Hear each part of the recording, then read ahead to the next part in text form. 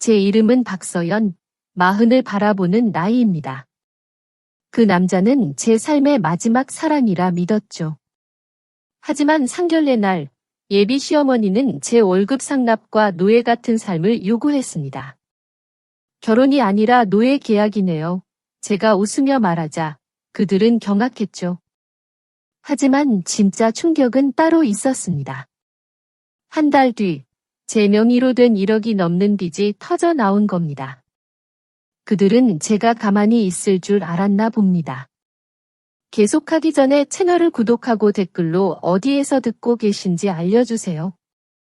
제 이름은 박서연, 올해 38입니다. 저는 사랑이란 진심을 다하면 반드시 같은 크기의 진심으로 돌아오는 것이라 믿었습니다. 적어도 그 남자를 만나기 전까지는요. 하지만 살다 보면 깨닫게 되는 순간이 오더군요. 세상에는 밑 빠진 독에 물을 붓는 것과 같은 마음도 있다는 것을. 그날 강남의 고급 한정식집, 그 조용한 방 안에서 예비 시어머니가 되실 분, 최은숙 여사님은 찻잔을 내려놓으며 말씀하셨습니다. 목소리는 나긋했지만 그 내용은 비수와 같았죠. 첫째, 혼수는 일절 받지 않겠다. 요즘 세상에 그런 거 따지는 거 아니란다. 둘째, 시집을 오면 집안일은 전부 제 몫이 될 거라고 하셨습니다. 살림은 여자의 본분이고 늙은 시부모가 며느리 눈치를 볼 수는 없는 노릇이라면서요. 그리고 마지막 셋째. 제 월급은 모두 당신께서 관리하시겠다고 했습니다. 젊은 애들이 돈 관리하는 법을 뭘 알겠냐며 낭비하지 않도록 꽉 쥐고 계시겠다더군요. 세 가지 조건을 다 듣고 나서 저는 잠시 말이 없었습니다. 제 옆에 앉은 남자, 김민준 씨는 그저 밥그릇에 고개만 파묻고 있었죠. 그 침묵이 모든 것을 말해주고 있었습니다. 저는 희미하게 웃었습니다. 그리고 아주 천천히, 하지만 분명하게 말했죠. 어머님, 그건 결혼이 아니네요. 노예 계약이죠.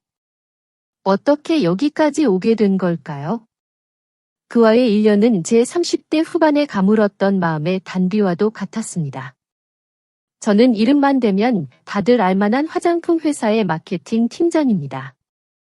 제 힘으로 집을 사고 좋은 차를 몰고 누구에게도 아쉬운 소리 하지 않고 살아왔죠. 하지만 늘 마음 한구석이 허전했습니다. 화려하고 말만 번지르르한 남자들에게 대인 경험이 많았던 탓일까요? 저는 그저 평범하고 소박한 안정을 원했습니다. 김민준 씨를 처음 만난 건 주말 오후, 동네의 작은 카페에서였습니다. 건설 회사에서 일한다는 그는 투박한 손과 과묵한 성격을 가졌지만 웃을 때 드러나는 선한 눈매가 인상적인 사람이었습니다. 그는 제 이야기를 잠자코 들어주었고 화려한 약속 대신 묵묵한 행동으로 믿음을 주었습니다. 우리의 연애는 뜨겁기보다는 따뜻했습니다. 주말이면 함께 공원을 산책하고 제가 끓여준 김치찌개 한 그릇에 세상에서 가장 행복한 표정을 짓던 사람이었죠. 저는 그 사람 곁에서 처음으로 마음 편히 기댈 수 있다는 것이 어떤 느낌인지 알게 되었습니다. 제 나이 38, 드디어 마지막 정착지를 찾았다고 믿었습니다. 1년쯤 지났을 때 민준 씨가 조심스럽게 부모님께 인사를 드리러 가자는 말을 꺼냈습니다.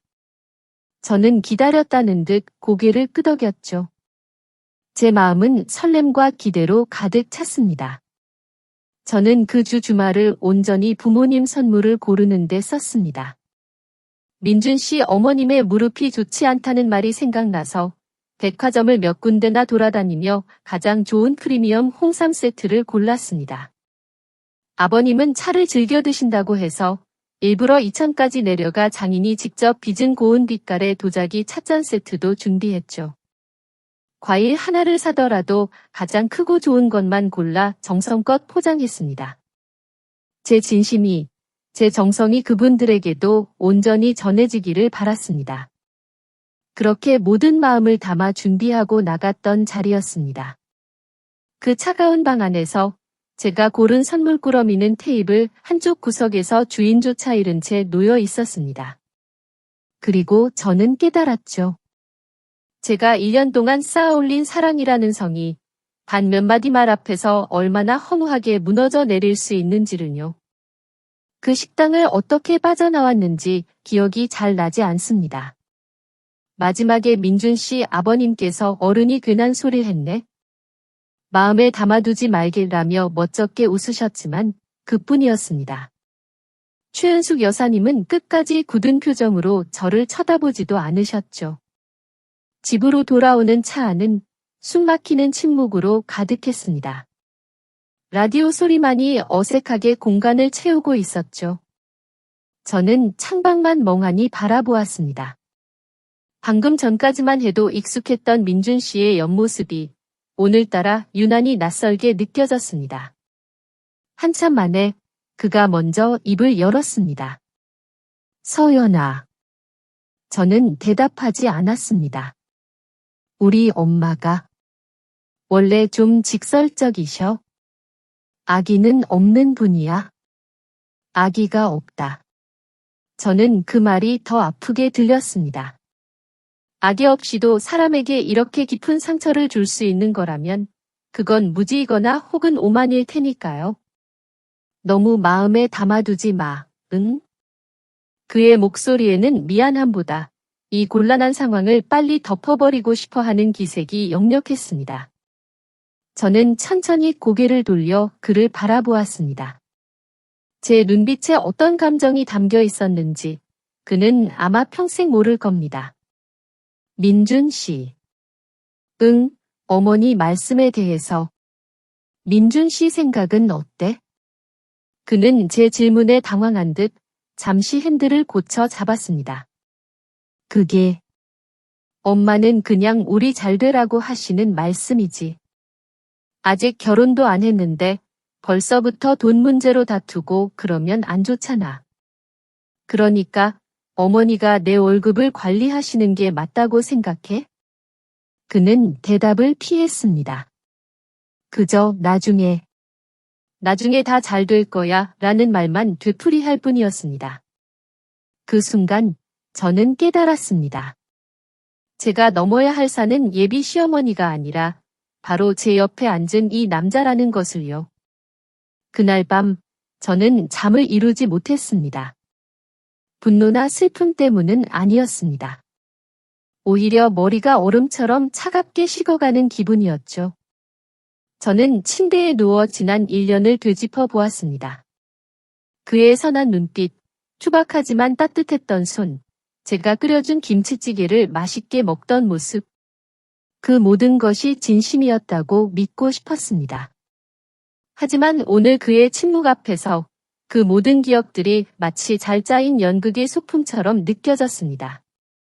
어머니의 무리한 요구 앞에서 그는 저를 위해 단 한마디도 하지 않았습니다. 그는 방패가 되어주기는커녕 어머니가 던진 칼을 제가 순순히 맞기를 바라는 사람처럼 보였습니다. 어쩌면 그는 착한 사람이 아니라 그저 자기 주장이 없는 사람이었던 건지도 모릅니다.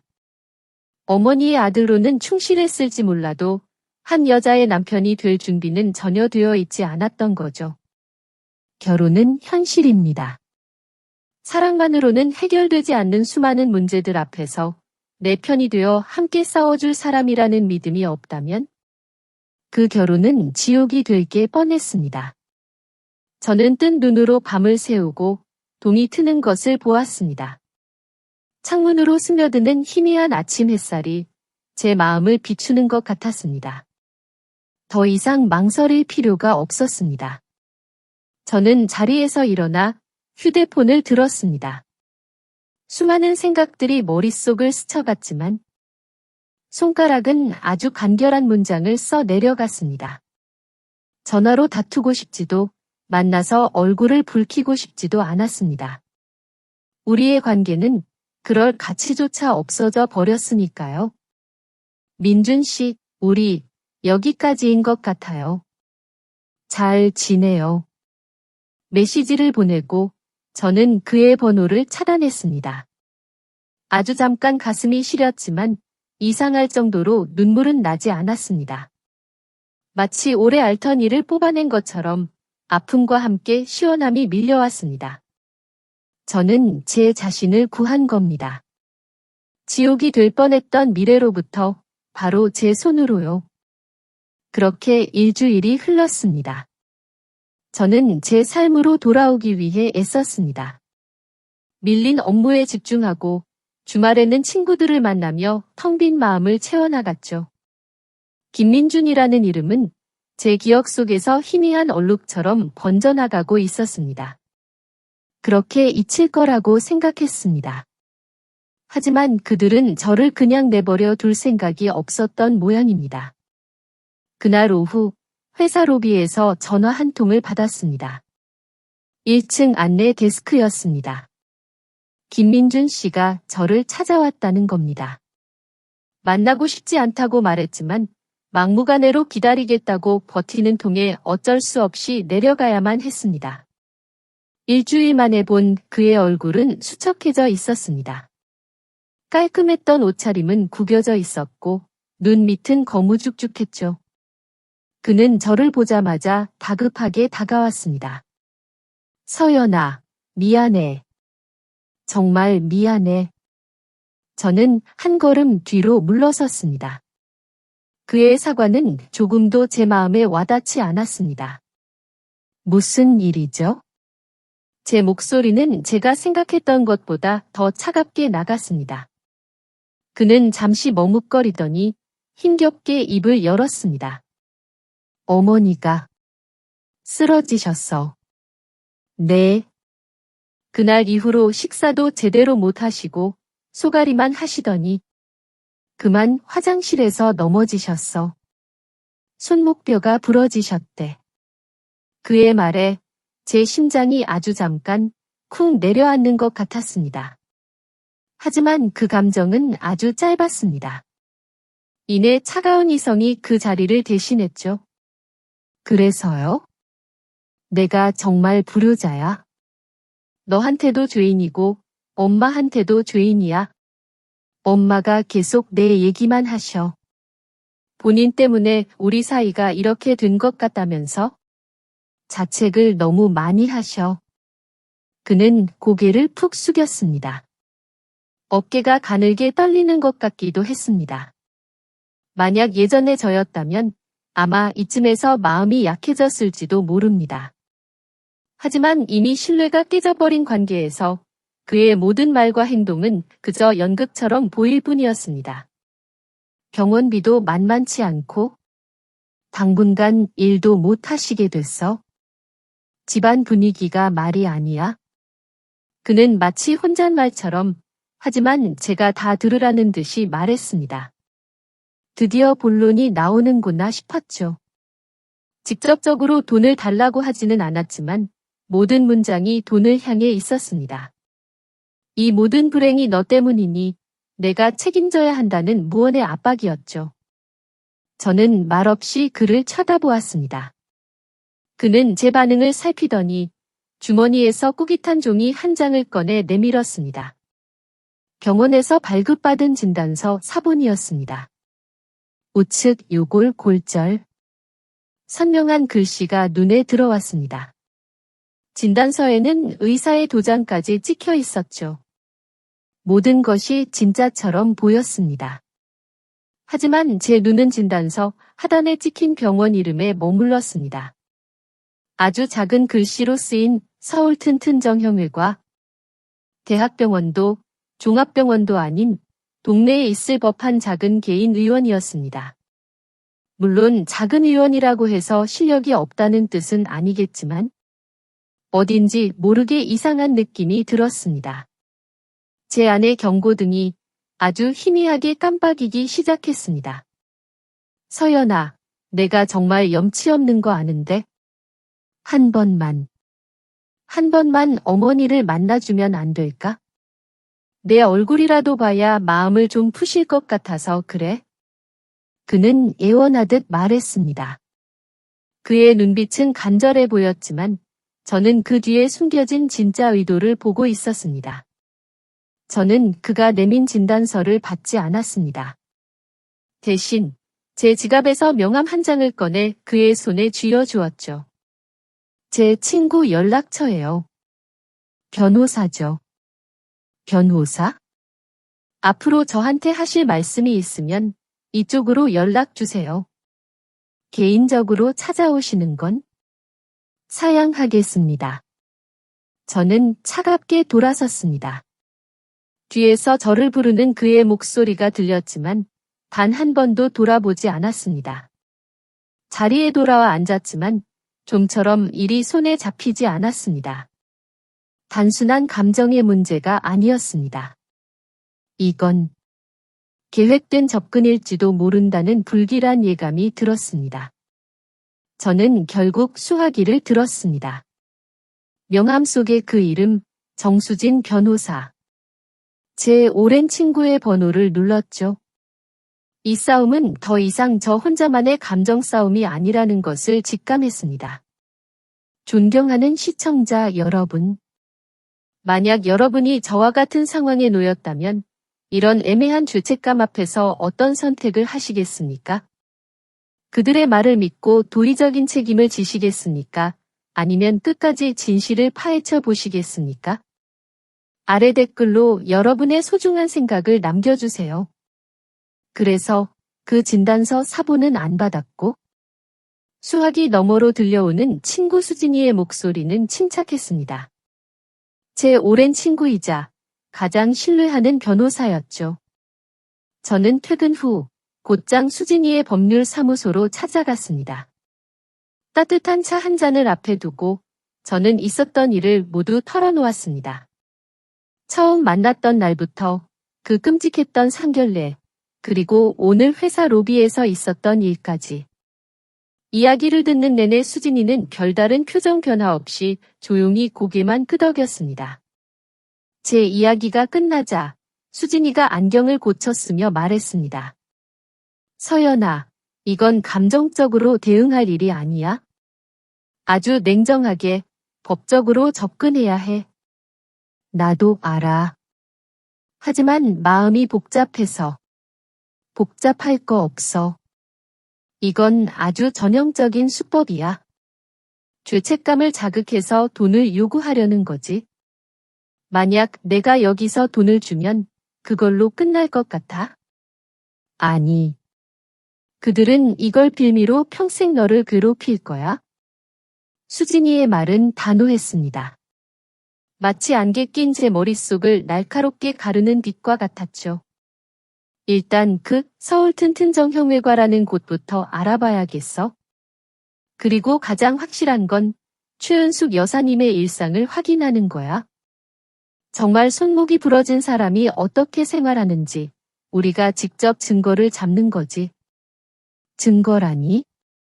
내가 미행이라도 하라는 거야? 내가 왜 해? 전문가에게 맡겨야지.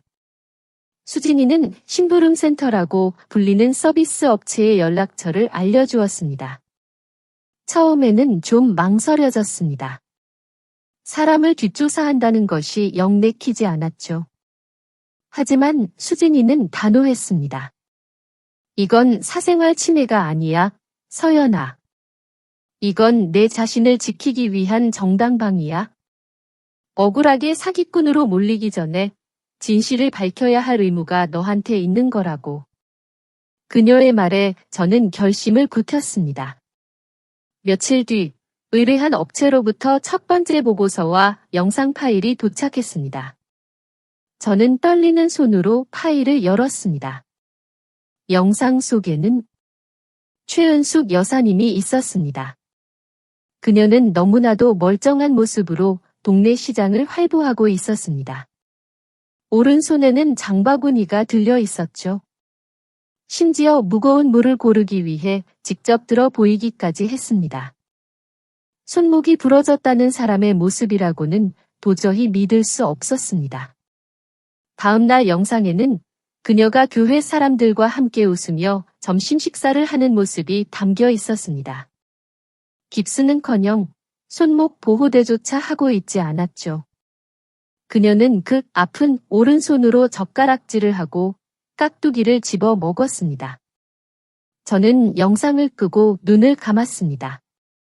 분노보다 허탈함이 먼저 밀려왔습니다. 어떻게 사람이 이렇게까지 뻔뻔할 수 있을까? 저를 얼마나 우습게 봤으면 이런 어설픈 연극을 꾸몄을까? 저는 모든 자료를 가지고 다시 수진이를 찾아갔습니다. 자료를 훑어본 수진이의 입가에 냉소가 어렸습니다. 빙고. 이 정도면 증거는 충분해. 이제 어떻게 해야 해? 방어만 할 게 아니라 공격을 해야지. 수진이는 즉시 서류 작업을 시작했습니다. 며칠 뒤 그녀는 제게 내용 증명 우편 한 통을 보여주었습니다. 수신인은 김민준, 그리고 최은숙. 내용은 간결하고 명확했습니다. 첫째, 귀하들이 주장하는 상의 사실은 허위임을 입증하는 명백한 증거를 확보하였음. 둘째, 향후 박서연 씨에 대한 허위사실 유포 및 금전 요구 등 일체의 접근 행위를 금할 것. 셋째, 만약 이 경고를 무시할 경우 사기미수 및 명예훼손으로 즉시 형사고소 절차에 착수할 것임. 변호사 정수진의 직인이 선명하게 찍힌 그 편지는 단순한 종이 한 장이 아니었습니다. 그건 저의 마지막 경고이자 선전포고였습니다. 이걸 보내면 그쪽에서 연락이 오겠지? 수진이가 말했습니다. 저는 말없이 고개를 끄덕였습니다. 이제 주사위는 던져졌습니다. 이 지긋지긋한 연극의 막을 내릴 시간이었습니다. 내용 증명을 보낸 지 이틀 만에 김민준 씨에게서 연락이 왔습니다. 예상대로 그의 목소리는 잔뜩 겁에 질려 있었습니다. 그는 변호사를 고용했다는 사실에 대해 저를 원망하는 듯했지만 말끝마다 두려움이 묻어났죠. 수진이가 전화를 넘겨받아 정식으로 법무법인에서 만나 이야기하자고 통보했습니다. 약속한 날 수진이의 사무실 회의실은 차가운 긴장감으로 가득 찼습니다. 저와 수진이가 먼저 자리에 앉아 있었고 잠시 뒤 문이 열리며 김민준 씨와 최은숙 여사님이 들어왔습니다. 최은숙 여사님의 오른쪽 손목에는 보란듯이 하얀 붕대가 감겨 있었습니다. 아마도 내용 증명을 받고 나서 급하게 두른 것이겠지요. 자리에 앉자마자 민준 씨가 먼저 입을 열었습니다. 서연아, 꼭 이렇게까지 해야 했어? 우리가 어떤 사이였는데. 변호사까지. 저는 대답하지 않았습니다. 대신 수진이가 나섰죠. 김민준 씨, 오늘은 개인적인 감정을 이야기하러 온 자리가 아닙니다.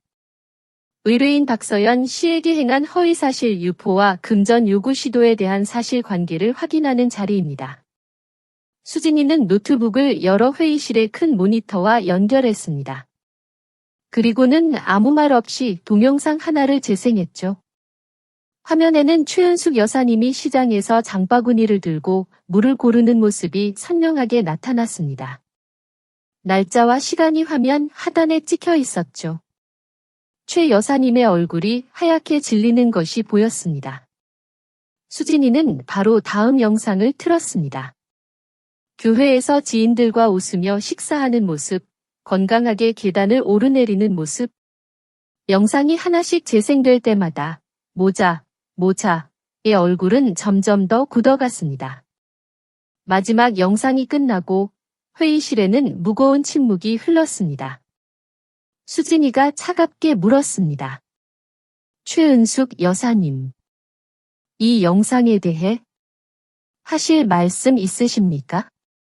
그 순간이었습니다. 최 여사님이 갑자기 테이블 위로 엎드려 흐느끼기 시작했습니다. 크흑. 내가 죽을 죄를 졌어? 내가 늙어서 아들 앞길 막을까 봐. 잠시 정신이 나갔었나 봐.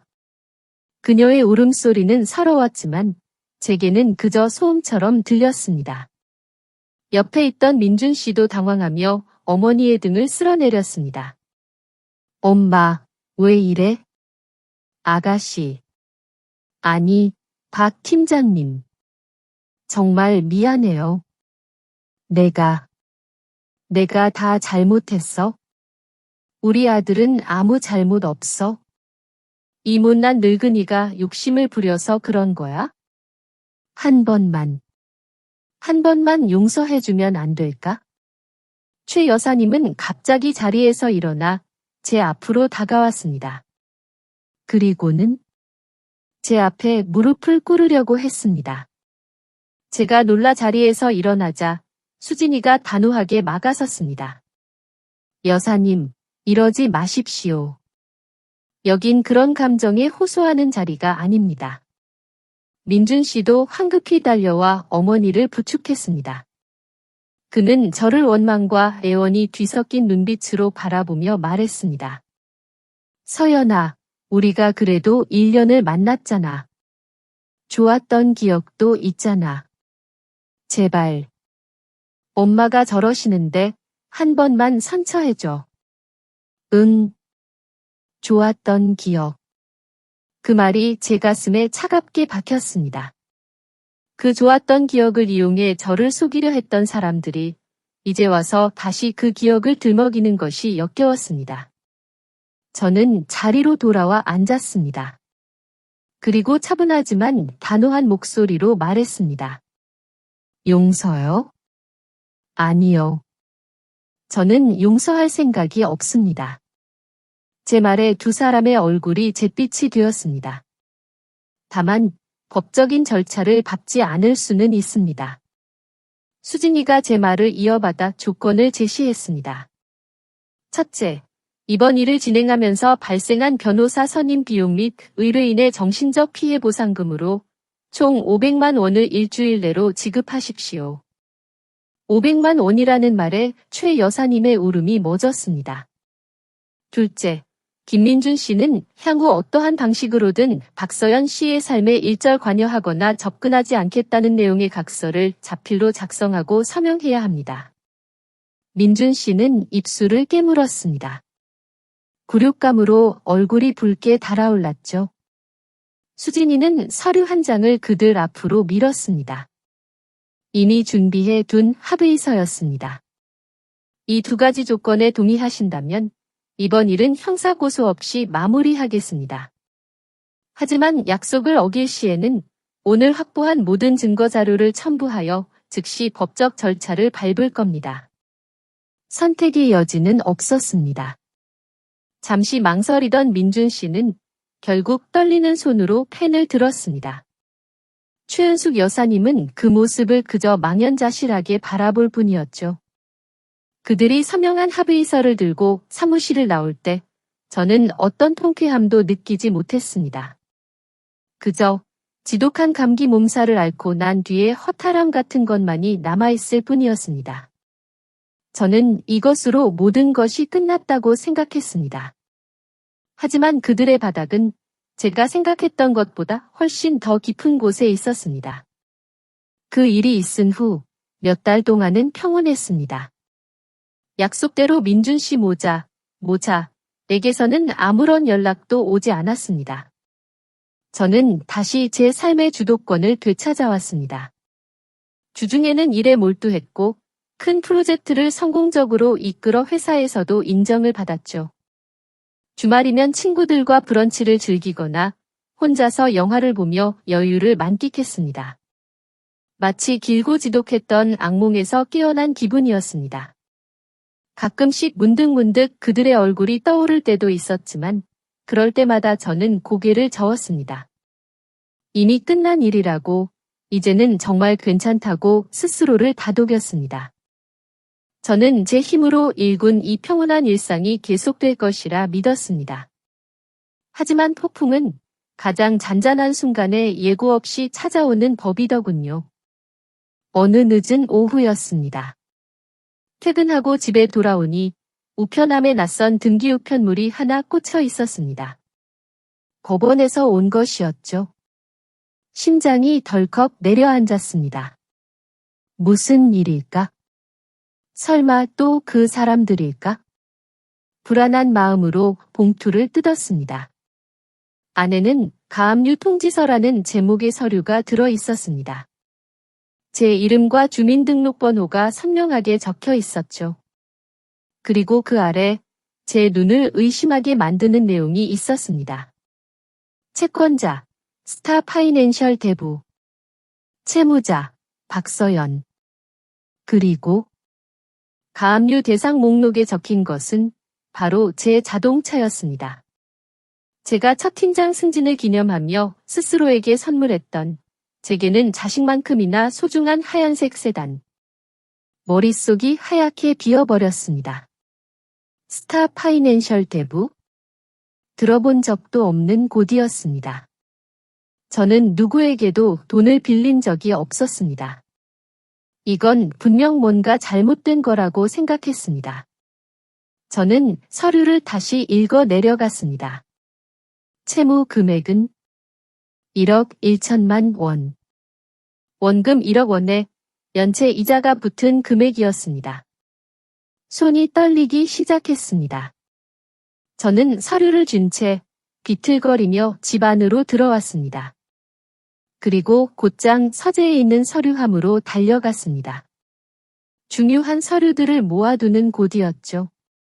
서랍을 열어 자동차 관련 서류를 보관해 둔 파일을 찾았습니다. 그런데 파일이 텅 비어 있었습니다.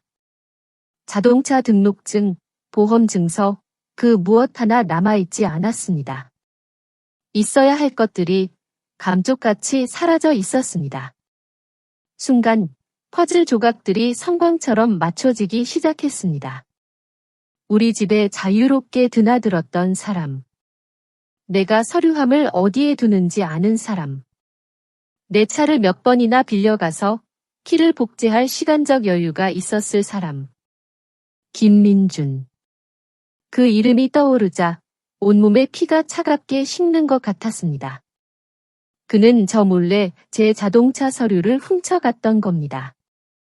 그리고 제 명의를 도용해 제 차를 담보로 1억 원이라는 거금을 대출받았던 거죠. 그것은 단순한 속임수나 거짓말이 아니었습니다. 명백한 범죄였습니다. 저를 기만하고 제 인생을 담보로 자신의 욕심을 채운 파렴치한 범죄.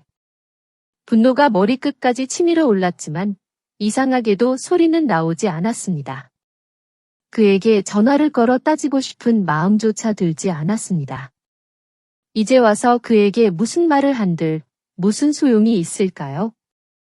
저는 가만히 소파에 앉았습니다. 창밖은 어느덧 어둠이 짙게 깔려 있었습니다. 저는 그 어둠 속에서 오랫동안 생각했습니다. 지난 1년의 시간, 제가 믿었던 사랑, 그리고 그 끝에 남은 이 끔찍한 배신에 대해서요. 한참 뒤, 저는 자리에서 일어났습니다. 더 이상 눈물도 분노도 남아있지 않았습니다. 제 마음속에는 강철처럼 차갑고 단단한 무언가가 자리 잡고 있었습니다. 저는 휴대폰을 들고 익숙한 번호를 눌렀습니다. 수진아, 나야. 제 목소리는 저 자신이 듣기에도 놀라울 정도로 침착했습니다. 이번에는 그 사람 감옥에 보내야겠어? 다음 날 아침, 저는 법원에서 온 서류를 들고 다시 수진이의 사무실을 찾았습니다. 제 얼굴을 본 수진이는 아무것도 묻지 않고 저를 회의실로 안내했습니다. 서류를 건네받아 꼼꼼히 읽어내려가는 그녀의 표정은 그 어느 때보다도 심각했죠. 대출 계약서에 있는 서명을 확인해야 해 필적 감정을 의뢰하자. 수진이는 곧바로 절차를 진행했습니다. 며칠 뒤 나온 감정 결과는 예상대로였습니다. 계약서에 있는 서명은 제 필체와 비슷하게 위조된 가짜였습니다. 김민준 씨가 제 서명을 수없이 연습한 흔적이 보인다고 했습니다. 스타파이낸셜이라는 대부업체도 문제가 있어 본인 확인 절차를 이렇게 허술하게 진행했다는 건 실적이 급했거나 혹은 공모했을 가능성도 배제할 수 없어. 수진이는 차분하게 상황을 분석했지만 저는 아무 말도 할 수가 없었습니다. 위조, 공모 같은 단어들이 마치 다른 세상 이야기처럼 귓가를 맴돌았습니다. 그는 대체 왜? 그 큰 돈이 왜 필요했던 걸까? 도박이라도 한 걸까? 아니면 사업에 실패라도 한 걸까? 아무리 미워도 한때 사랑했던 사람이 나락으로 떨어지는 모습을 상상하고 싶지는 않았습니다. 어쩌면 그에게 피치 못할 사정이 있었을 거라고 아주 작은 미련이 제 마음 한구석에 남아있었던 모양입니다.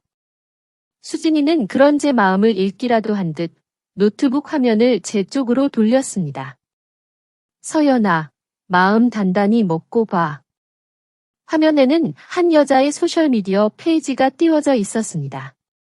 이름은 이지아. 27살쯤으로 보이는 아주 앳되고 해맑은 얼굴의 여자였습니다. 그리고 그녀의 페이지는 온통 행복한 사진들로 가득했습니다. 고급 레스토랑에서 찍은 사진, 명품 가방을 선물 받고 기뻐하는 사진, 그리고 김민준 씨와 다정하게 얼굴을 맞대고 찍은 사진들. 그는 제가 알던 그 사람이 아니었습니다. 수수하고 과묵했던 모습은 온데간데 없고 말끔한 정장 차림에 값비싼 시계를 차고 있었습니다. 제게는 단 한 번도 보여준 적 없던 자신감 넘치고 행복한 미소였죠. 가장 최근에 올라온 게시물은 한 달 전에 올린 약혼식 사진이었습니다. 평생을 함께할 내 사랑과 함께라는 글과 함께 그녀의 네 번째 손가락에서 빛나는 커다란 다이아몬드 반지가 클로즈업 되어 있었습니다. 그리고 그 사진들 속에서 저는 익숙한 것을 발견했습니다. 민준 씨가 약혼식 때 입고 있던 정장, 그가 차고 있던 시계, 그들이 식사를 하던 레스토랑. 그 모든 것의 비용을 합치면 아마 1억 원은 좋게 넘을 겁니다. 그 순간 저는 모든 것을 깨달았습니다. 그가 훔쳐간 내 돈은 그의 불행을 막기 위한 돈이 아니었습니다. 다른 여자와의 행복을 사기 위한 돈이었던 겁니다. 우리 나중에 돈 많이 벌면 작은 아파트 하나 얻어서 예쁘게 꾸미고 살자. 나는 서연이 내가 해주는 김치찌개가 세상에서 제일 맛있어. 그가 제게 속삭였던 달콤한 말들이 날카로운 유리 조각이 되어 심장을 파고들었습니다. 그는 저와 함께 소박한 미래를 꿈꾸는 척하면서 뒤로는 제 모든 것을 이용해 다른 여자와 화려한 미래를 설계하고 있었던 겁니다. 1년이라는 시간. 제가 진심이라고 믿었던 그의 모든 행동과 말들이 그저 잘 짜인 사기극의 일부였다는 것을 깨닫는 순간 저는 아무런 감정도 느낄 수 없었습니다. 분노도 슬픔도 아니었습니다. 그냥 텅 비어버린 느낌. 마음이 있던 자리가 거대한 구멍처럼 공허하게 뚫려버린 기분이었습니다. 그들의 환한 미소를 보고 있자니 제 세상이 무너져 내리는 것 같았습니다. 알고 보니 그들의 행복의 기반은 제 눈물과 부서진 신뢰로 쌓아 올린 것이었습니다. 여기까지 제 이야기를 들어주신 시청자 여러분. 화면 아래에 숫자 1분을 한번 남겨주시겠어요? 이 길고 힘든 여정에 아직 저와 함께 해주시는 분들이 있다는 것을 알고 싶습니다. 며느리의 눈물 채널에서 여러분이 보여주시는 존재감은 제가 이스라린 이야기의 마지막 장을 넘길 수 있게 하는 가장 큰 힘이 됩니다. 텅 비어버린 마음은 오히려 저를 단단하게 만들었습니다. 더 이상 눈물 흘릴 기운조차 남아있지 않았죠.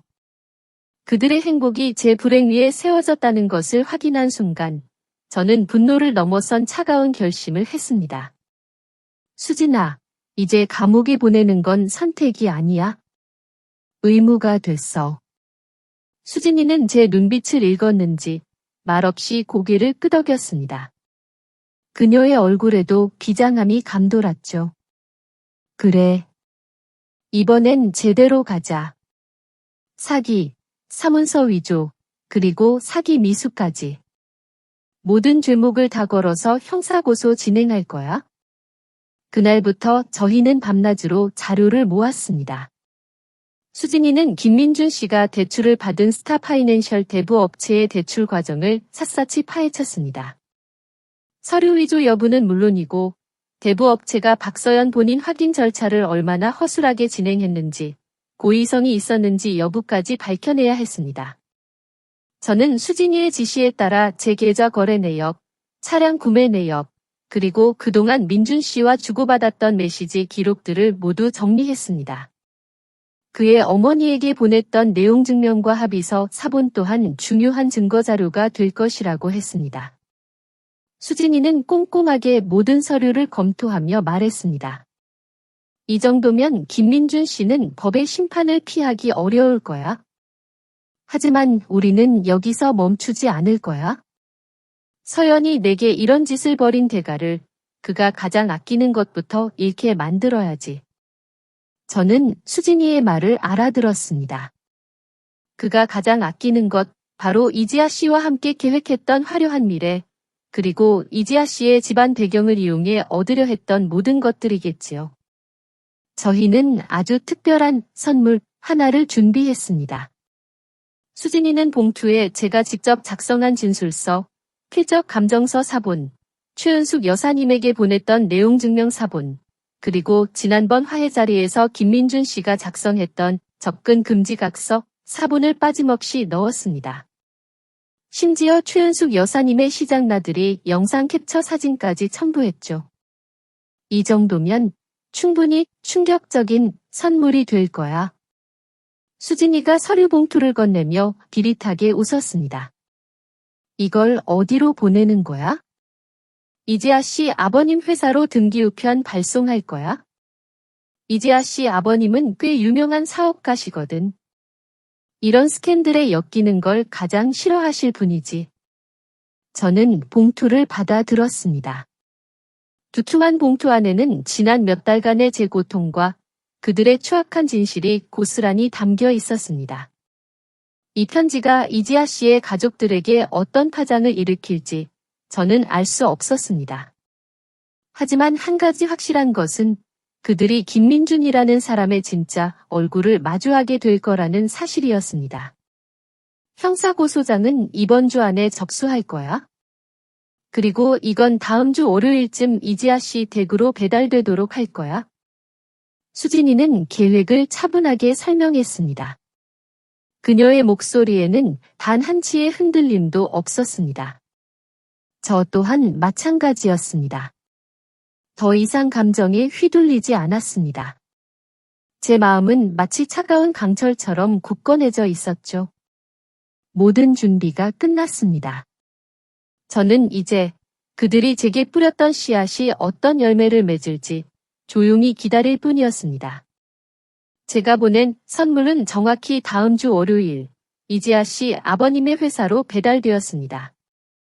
그리고 그 파장은 제가 예상했던 것보다 훨씬 더 거셌습니다.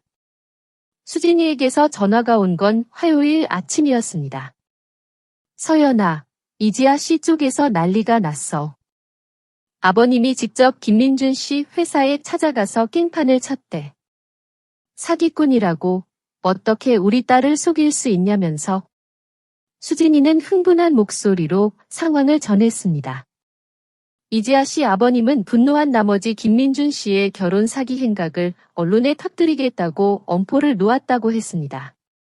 그 여파로 김민준 씨의 약혼은 물론이고 그가 꿈꾸던 모든 것이 한순간에 물거품이 되었을 겁니다. 동시에 경찰에서도 연락이 왔습니다. 제가 접수한 형사고소장이 정식으로 수리되었고 김민준 씨에게 소환장이 발부되었다는 내용이었습니다. 사문서 위조 및 사기 혐의로 곧 조사가 시작될 것이라고 했죠. 며칠 뒤 회사 주차장에서 퇴근을 하던 저는 익숙한 두 그림자를 발견했습니다. 김민준 씨와 최은숙 여사님이었습니다. 그들의 얼굴은 창백했고 눈빛에는 초조함과 절망이 가득했습니다. 최 여사님은 제가 차에서 내리자마자 다급하게 달려왔습니다. 아가씨. 서연아, 제발. 한 번만 살려줘.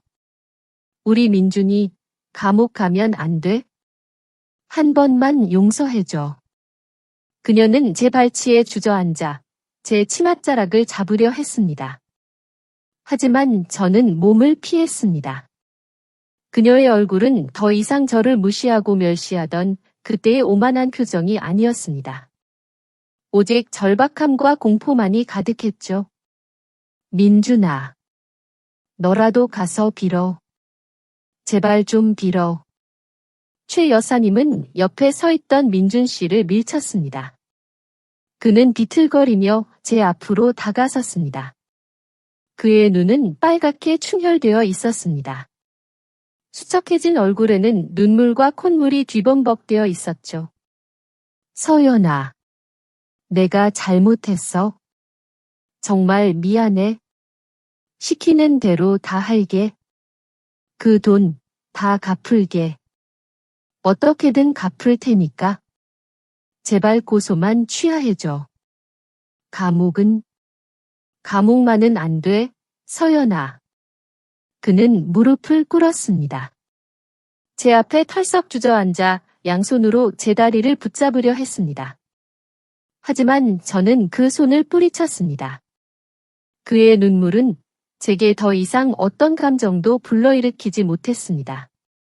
저를 기만하고 제 것을 훔쳐 다른 여자와 행복을 꾸미려 했던 사람이 이제 와서 제게 매달리는 모습은 그저 추악할 뿐이었습니다. 늦었어요. 제 목소리는 냉정했습니다. 마치 다른 사람의 이야기인 것처럼 멀리서 들려오는 목소리 같았죠. 기회는 이미 충분히 드렸습니다. 변호사를 통해 정중하게 경고했고 합의까지 시도했습니다. 하지만 당신들은 그때도 저를 비웃고 뒤로는 더 큰 죄를 저질렀죠. 최 여사님이 울면서 말했습니다. 다 늙은 어미 때문이야. 내가 욕심이 많아서. 우리 민준이, 얘는 아무것도 몰라. 아니요, 저는 단호하게 그녀의 말을 끊었습니다. 아드님은 모든 것을 알고 있었습니다. 그리고 당신은 아드님의 범죄를 방조하고 오히려 부추겼죠. 이제 와서 책임 전가하는 것은 의미 없습니다. 모든 것은 당신들 스스로 선택한 겁니다. 민준 씨는 고개를 들었습니다. 그의 눈에는 절망이 가득했습니다. 서연아, 우리가 그래도 1년을 사랑했잖아. 좋았던 추억도 있잖아. 제발, 그 추억이라도 생각해서. 추억이요? 저는 코웃음을 쳤습니다.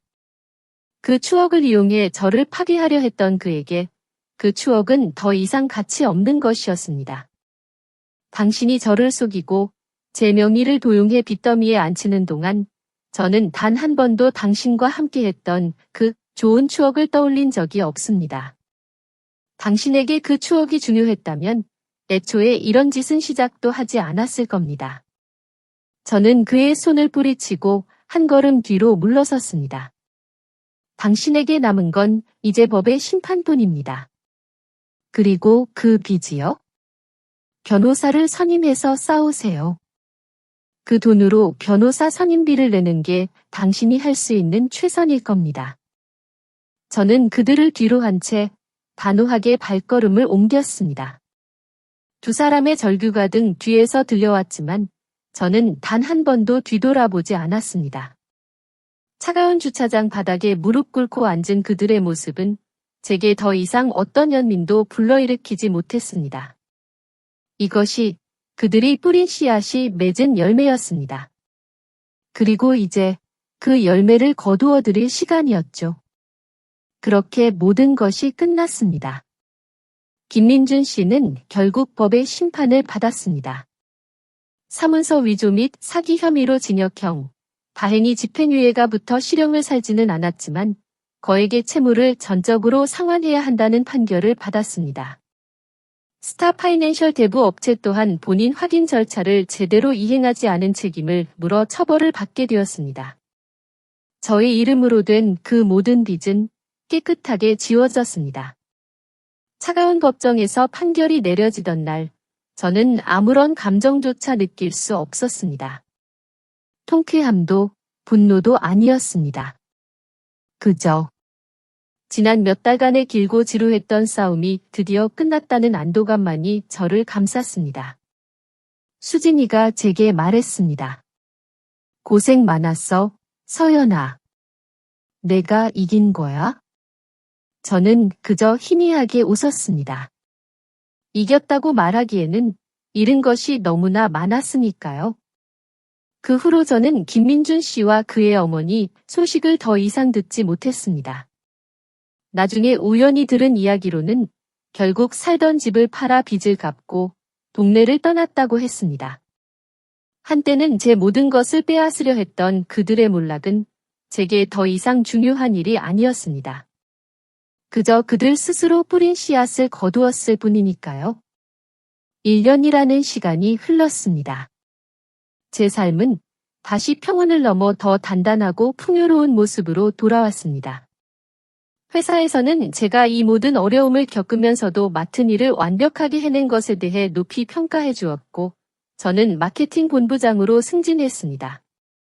그동안의 노력과 인내를 보상받는 기분이었습니다. 새로운 차를 샀습니다. 이번에는 제가 직접 고르고 제 돈으로 산 차였습니다. 예전의 하얀색 세단이 아닌 제 이름을 부끄럼 없이 당당하게 내걸 수 있는 검은색 SUV였죠. 운전대를 잡고 고속도로를 달릴 때마다 저는 마치 지난날의 모든 속박에서 벗어나 자유롭게 날아오르는 기분을 느꼈습니다. 주말이면 저는 예전처럼 친구들과 만나 웃고 떠들었습니다. 하지만 예전과 다른 점이 있다면 저는 이제 더 이상 누군가에게 의지하려 하지 않는다는 겁니다. 제 삶은 온전히 제가 만들어가고 제가 책임지는 것이라는 것을 깨달았으니까요. 혼자 영화를 보고 혼자 여행을 다니며 오롯이 저 자신과의 시간에 집중했습니다. 어느 날 어머니가 제게 전화를 걸어 물었습니다. 서연아, 이제 40도 가까워지는데 좋은 남자 없니? 혹시 민준이 같은 사람 말고 내 옆에서 든든하게 지켜줄 사람. 저는 웃으며 대답했습니다. 엄마, 좋은 남자요? 지금 제 옆에 가장 좋은 사람이 있어요. 바로 저예요. 어머니는 한참 동안 말이 없으셨습니다. 그러다 이내 한숨 대신 희미한 웃음소리를 내셨습니다. 그래, 우리 딸이 최고지. 우리 서연이가 행복하면 됐어. 그날 밤 저는 창가에 앉아 밤하늘을 올려다보았습니다. 수많은 별들이 반짝이는 밤하늘은 마치 제게 위로와 희망을 전해주는 것 같았습니다. 지난 시간들이 마치 먼 옛날의 이야기처럼 느껴졌습니다. 존경하는 시청자 여러분. 제 길고도 쓰라렸던 이야기는 여기서 끝이 납니다. 이 모든 과정을 통해 저는 참 많은 것을 배웠습니다. 첫째, 부모님께 드리는 교훈입니다. 자식을 향한 사랑은 위대합니다. 하지만 그 사랑이 맹목적인 집착과 통제가 되는 순간, 그것은 자식을 망치는 독이 됩니다. 김민준 씨의 어머니는 아들을 감싸고 돈다는 명목으로 그를 세상의 나락으로 떨어뜨렸습니다. 부모는 자식이 스스로 설 수 있도록 도와야지 평생을 품 안에 가두고 자신의 욕망을 투영해서는 안 됩니다. 자식을 자신의 소유물로 여기는 순간 자식의 행복은 사라지고 비극이 시작됩니다. 둘째, 자식들에게 드리는 교훈입니다. 효도와 순종은 다릅니다. 부모님의 말씀을 무조건적으로 따르는 것이 효도는 아닙니다. 특히 그 말씀이 타인을 해치거나 자신의 삶을 망가뜨리는 것이라면 단호하게 거절할 용기가 필요합니다. 김민준 씨는 어머니의 잘못된 욕심에 순종하며 자신의 모든 것을 잃었습니다. 성숙한 자식이라면 부모와 배우자 사이에서 올바른 균형을 잡고 정의로운 가정을 이끌어갈 책임이 있습니다. 나의 행복과 나의 가정을 지키는 것이 진정한 효도가 될 수도 있습니다. 셋째, 현대 사회를 살아가는 우리 모두에게 드리는 교훈입니다. 인간의 욕심은 끝이 없고 그 욕심은 때로 한 사람의 품격을 송두리째 무너뜨립니다. 김민준 씨의 모차는 작은 탐욕에서 시작해 결국 타인의 삶을 파괴하려는 범죄자가 되었습니다. 하지만 이 이야기에서 가장 강력한 무기는 무엇이었을까요? 돈도 힘도 아니었습니다. 바로 자신의 독립적인 정신, 그리고 법과 정의에 대한 믿음이었습니다. 현대사회에서 여성의 경제적 독립성과 법률 지식은 그 어떤 방패보다 굳건한 자기보호수단이 됩니다. 저는 이제 압니다. 한 여자의 행복은 어떤 남자에게도 의존하지 않는다는 것을요. 저 자신을 믿고 제 삶을 제가 스스로 이끌어갈 때 진정한 행복과 자유를 찾을 수 있다는 것을요. 어느 화창한 오후, 저는 새로 산 차를 몰고 바닷가 도로를 달렸습니다. 창문을 열자 시원한 바닷바람이 제 얼굴을 스쳤습니다. 저는 입가에 미소를 띄었습니다. 제 옆자리에는 아무도 없었지만 외롭지 않았습니다. 저는 이제 온전한 제가 되었습니다. 아직 새로운 사랑은 찾아오지 않았지만 괜찮습니다. 미래는 아직 길고 저는 이제 제가 원하는 대로 빛나고 자유로운 삶을 살아갈 준비가 되어 있으니까요. 이 모든 여정의 주도권은 이제 오롯이 저에게 있으니까요. 며느리의 눈물과 함께 해주신 시청자 여러분, 진심으로 감사합니다. 저의 이야기가 여러분의 삶에 작은 위로나마 되었기를 바랍니다. 박서연 씨의 이야기는 여기서 마무리됩니다. 여러분은 서연 씨의 결정에 대해 어떻게 생각하시나요? 만약 여러분이 서연 씨였다면 어떤 다른 선택을 하셨을까요? 여러분의 소중한 생각을 댓글로 나눠주세요. 저는 여러분의 한마디 한마디를 늘 관심 깊게 읽고 있습니다.